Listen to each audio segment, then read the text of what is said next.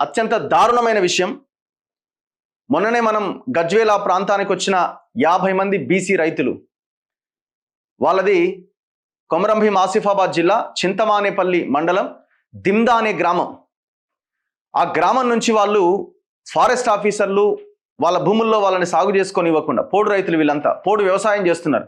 పట్టాలు ఇవ్వాల్సిన ప్రభుత్వాలు ఫారెస్ట్ ఆఫీసర్లను ముందు పెట్టి దాదాపు 40-50 ఏళ్ల నుంచి సాగు చేస్తున్న రైతులని ఈ భూమి మీద కాదు పమ్మంటూ అక్కడి నుంచి తరిమేసే ప్రయత్నం చేసింది. వాళ్ళ ఇండ్ల దగ్గర నుంచి స్ట్రెంచ్లు వేసుకుంటూ కంచెను వేసుకుంటూ వెళ్ళిపోయారు.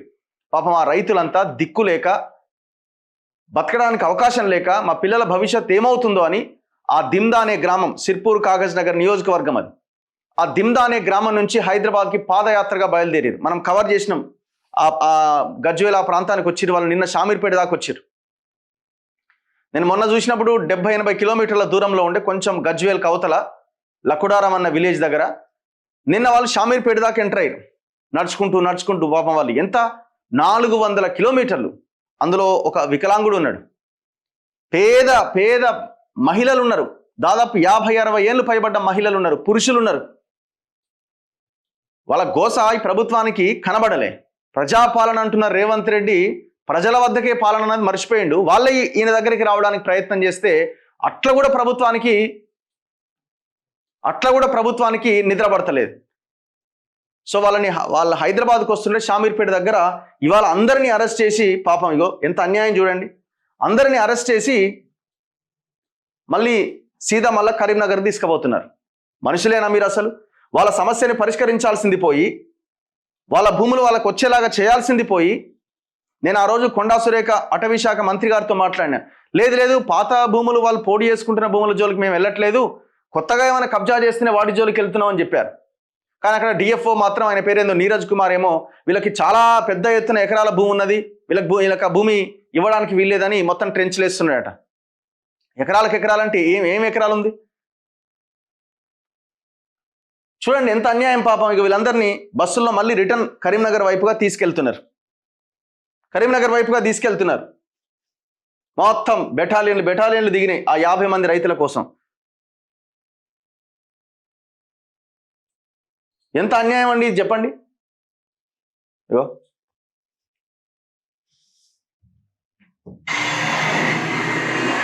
మొత్తం అందరు రైతులను అరెస్ట్ చేసిరు. అందులో మహిళలు ఉన్నారు పాపం. ఒక పెద్ద బస్సు పట్టుకొచ్చి వేసుకపోతున్నారు. ఏడికి తీసుకుపోతారు ఇప్పుడు వాళ్ళని? చెప్పండి, ఎక్కడికి తీసుకెళ్తారు వాళ్ళని? అరే వాళ్ళు ఏమన్నారు, మేము ప్రజాభవన్కి వచ్చి మేము అప్లికేషన్ ఇచ్చేసి వెళ్ళిపోతామని అన్నారు. అట్లీస్ట్ మా బాధ ఈ సమాజానికి తెలియాలి అని వాళ్ళు పాదయాత్రగా బయలుదేరి. సిగ్గుండాలి కదా గవర్నమెంట్కి. సీతక్క గారు ఏం చేస్తున్నారండి? ఇంత అన్యాయమా? మీది కన్సర్న్ డిపార్ట్మెంట్ కావచ్చు, కానీ మీరు ఆదివాసీలు, గిరిజనులు, పోడు వ్యవసాయం, పోడు రైతుల గురించి మాట్లాడతారు కదా మీరు.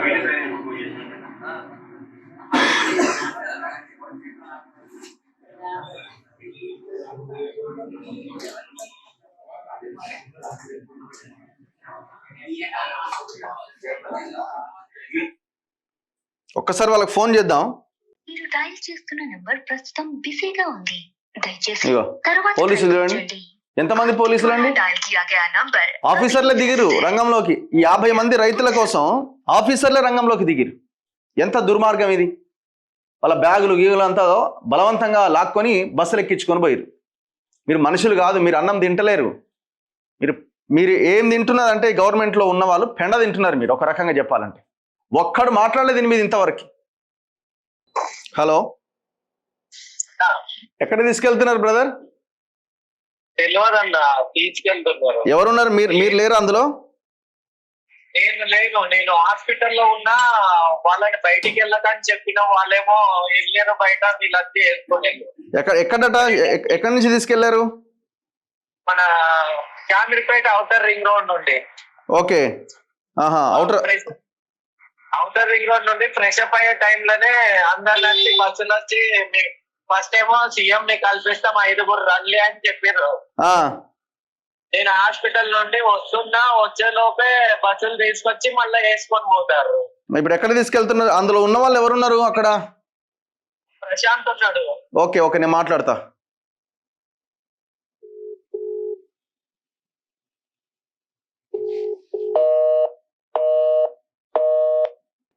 దాదాపుగా వాళ్ళు 350 కిలోమీటర్ల పైన నడిచిరు ఇవాళ దాకా, ఈ క్షణం దాకా.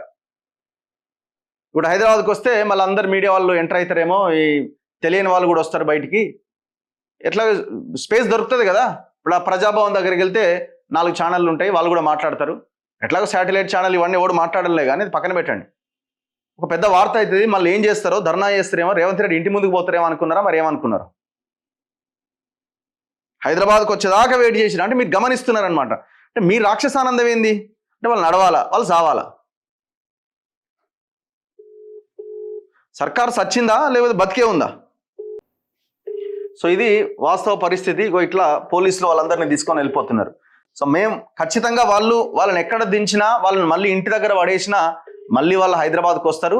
అదే ప్రజాభవన్ ముందుకో రేవంత్ రెడ్డి ఇంటి ముందుకో వచ్చి ధర్నా చేయడం మాత్రం ఖాయం. आपण ज्या व्यक्तीस कॉल करीत आहात ती व्यक्ती ఫోన్ లిఫ్ట్ చేయట్లేదు.